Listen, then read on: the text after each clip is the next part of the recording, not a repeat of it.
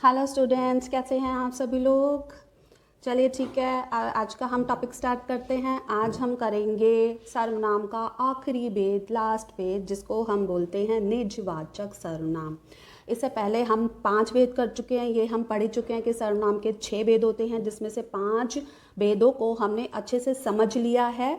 जो मेरी पहले वाली वीडियोस में हैं तो प्लीज़ देखना ना भूलें एंड लाइक कीजिए, शेयर कीजिए, सब्सक्राइब कीजिए एंड बेल आइकन को प्रेस करना ना भूलें, ताकि मेरी आगे आने वाली वीडियो आपके पास सबसे पहले पहुंचे। ठीक है, तो आज हम करेंगे सर्वनाम का आखिरी हमारा भेद है, जिसको हम बोलते हैं निजवाचक सर्वनाम। सर्वनाम के भेदों में एक खासियत है, ठीक है। आपने नोटिस किया, अगर किया होगा, आपने ध्यान से देखा होगा, तो जितने भी सर्वनाम के हमारे भेद हैं वो नाम से ही पूरा बता देते हैं कि उससे जो संबंधित क्या उसकी परिभाषा होगी, उससे संबंधित कौन से हमारे वाक्य होंगे, कौन से हमारे शब्द होंगे। ठीक है, सॉरी, वाक्य में कौन से हमारे शब्द होंगे, ये हमारे उसके भेद के नाम से ही हम अच्छे से समझ पा रहे हैं। तो ऐसे ही आज का हमारा जो आखिरी भेद है सर्वनाम का, वो है निजवाचक। अब इसको पहले तो नाम को ही समझ लेंगे, जिससे आगे हमारा पूरा जो भी इसका जो पूरी परिभाषा और इसके उदाहरण होंगे, जो वाक्य होंगे, वो हमको बहुत आराम से समझ में आ जाएंगे। निज का क्या मतलब है? निज का मतलब होता है अपना, मतलब मेरा। ये मेरा निजी कार्य है, मतलब ये मेरा खुद का काम है। ये मेरा ये मेरी निजी पेंसिल है, बुक कहते हैं कि ये मेरी खुद की पेंसिल है। मतलब निज मतलब हमारा अपना। ठीक है, निज का अर्थ हमारा क्या हो गया है यहाँ पे? अपना। ठीक है, इतना आपको समझ में आ गया है। और अब आगे का इसका जो है हमारा है वाचक। ठीक है, निज का हमने मतलब समझ लिया, वो है अपना। अब है वाचक। अब वाचक का अर्थ क्या होगा? वाचक का अर्थ इसमें होगा जिससे उसके बारे में ज्ञान होना, मतलब अपना कोई भी चीज़ है उसके बारे में हमें ज्ञान होना। तो ऐसे कौन से शब्द हैं जिसको देखकर हमें अपनेपन का एहसास या अपनेपन के बारे में जानकारी होती है।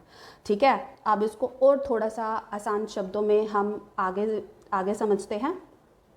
ऐसे शब्द जो अपनेपन का बोध कराएं, ऐसे शब्द जो अपनेपन का बोध कराएं। अब अपनेपन का बोध कराने वाले कौन से शब्द होते हैं? अभी आप सोचेंगे पता नहीं कौन से शब्द होते हैं अपनेपन का बोध कराने वाले। ठीक है, हम आगे पढ़ते हैं अभी। अब इसको जिन सर्वनाम शब्दों का प्रयोग, ठीक है, अब उससे पहले हम देखेंगे जिन सर्वनाम शब्दों का प्रयोग वक्ता स्वयं के लिए करता है। स्वयं मतलब अपने आप के लिए करता है। अभी अभी मैंने एक यूज़ किया है, अपने आप। ठीक है, मुझे अपना काम अपने आप करना चाहिए। ठीक है, तो ये मैं वक्ता हो गई जो मैं बोल रही हूँ। ठीक है, मुझे अपना काम अपने आप करना चाहिए, मतलब ये मैं अपने लिए बोल रही हूँ। ऐसे शब्द जो वक्ता अपने लिए बोलता है, ठीक है, तो उन शब्दों को क्या कहते हैं? हम निजवाचक सर्वनाम कहते हैं। ठीक है, अब जैसे हम थोड़े से शब्द देखेंगे। निजवाचक सर्वनाम के अंतर्गत आप, अपना, स्वयं, खुद आदि शब्द आते हैं। हाँ जी, तो ये सारे शब्द से क्या क्या पता लगता है कि हम अपने बारे में बात कर रहे हैं। अपना, ये हम अपने बारे में बात कर रहे हैं। स्वयं, ये हम अपने बारे में बात कर रहे हैं। खुद, ये हम अपने बारे में बात कर रहे हैं। अब इसमें एक हम शब्द हम यहाँ पर देख रहे हैं, आप। अब आप बोलेंगे कि ये तो मध्यम पुरुष है, जो हमने पुरुषवाचक में किया था। ठीक है, तो ये जो है, हाँ जी बिल्कुल, कोई बात नहीं, आप परेशान मत हो, इसका भी मैं आपको क्लियर करूँगी अभी। ठीक है, फिलहाल आप अभी इतना समझ लीजिए कि आप, अपना, स्वयं आदि, खुद, ये तो जितने भी हमारे शब्द हैं ये हमारे क्या आ जाते हैं? निजवाचक सर्वनाम में हमारे आते हैं। अब इससे रिलेटेड हम थोड़े से उदाहरण हम कर लेते हैं। ईश्वर भी उन्हीं का साथ देता है जो अपनी मदद आप करता है। अब यहाँ पे आप करता है मतलब जो अपनी मदद अपने आप करता है। ठीक है, जो अपनी मदद स्वयं करता है, जो अपनी मदद खुद करता है। हाँ जी, बिल्कुल क्लियर है। तो यहाँ पर हमारा क्या हो जाएगा, यहाँ पर हमारा हो जाएगा निजवाचक सर्वनाम। दूसरा हम देखेंगे, मुझे अपना सामान वापस चाहिए। मुझे अपना सामान, यहाँ पे क्या हो रहा है, जो वक्ता है वो अपने सामान के लिए बात कर रहा है, तो यहाँ पे क्या हो जाएगा, निजवाचक सर्वनाम। ठीक है। अब इसके बाद हम देखेंगे, मैं अपना खाना बना रहा हूँ। जो वक्ता है, जो बोल रहा है, वो अपने बारे में बात कर रहा है कि मैं अपना खाना बना रहा हूँ। ठीक है।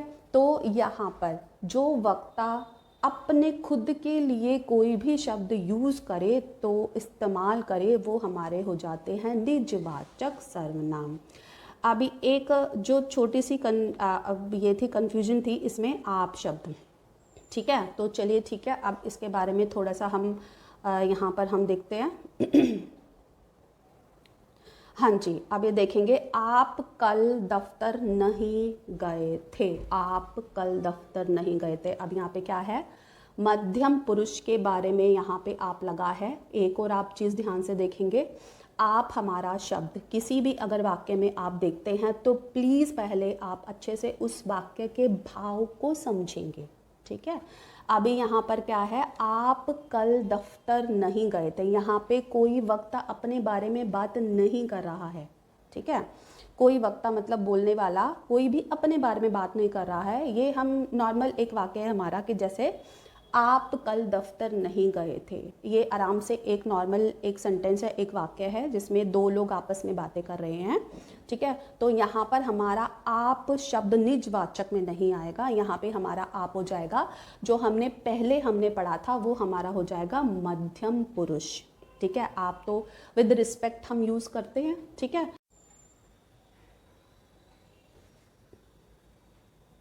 अब यहाँ हमने दूसरा सेंटेंस देखा, ईश्वर भी, जो अभी हमने पहले देखा था, ईश्वर भी उन्हीं का साथ देता है जो अपनी मदद आप करते हैं।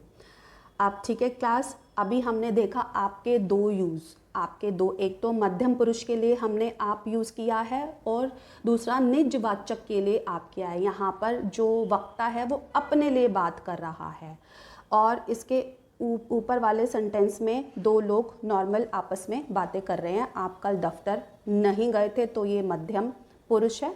ठीक है। ईश्वर भी उन्हीं का साथ देता है जो अपनी मदद आप करते हैं, या फिर अपने आप करते हैं, या स्वयं करते हैं, या खुद ही करते हैं। तो आप शब्द को लेके बिल्कुल भी कंफ्यूज नहीं होंगे, वाक्य के भाव को समझेंगे। ठीक है। उम्मीद करती हूँ आपको अच्छे से समझ में आ गया होगा। तो प्लीज़ आइए, आज की क्लास हमारी यहीं पे ख़त्म होती है। तो प्लीज़ मेरे चैनल को लाइक कीजिए, शेयर कीजिए एंड सब्सक्राइब कीजिए। आपका दिन शुभ रहे। धन्यवाद।